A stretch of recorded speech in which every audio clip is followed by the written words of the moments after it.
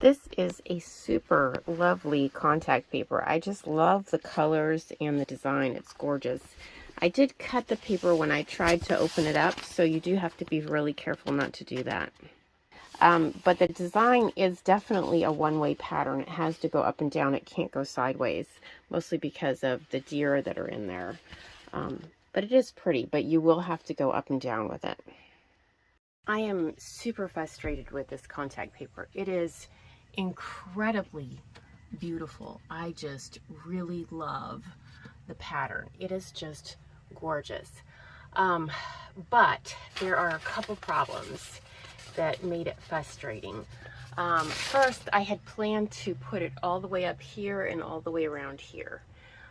So that was the plan, but as you can see, that's not what has happened.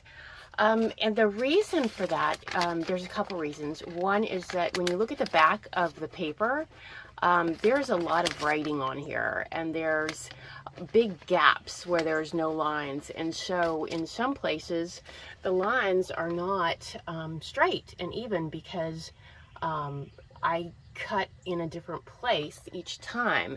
So I'm going to have to go back and figure out how to fix that. So that was one of the frustrations. Another frustration is that it is so light or so thin, it tears very easily. So one of them I was trying to pull off and move it a little bit, and it tore, and I had to redo it again. And on the paper here, some of it is already crinkling. You know, it's lifting up from the paper and crinkling. And I think it just has to do with the fact that it's so thin. You know, I think if it were slightly thicker with lines on the back, first off, I'd be able to put it up and make sure that I had the right measurements before I took the backing off. And when I took the backing off, it would have some structure to it so that I could lay it in there flat without it crinkling and adhering to itself. It was very frustrating to put up, and all I put up was just that little tiny bit right there, and that's because I ended up having to waste so much of it, which is really frustrating. It's so beautiful. It's a really beautiful pattern. So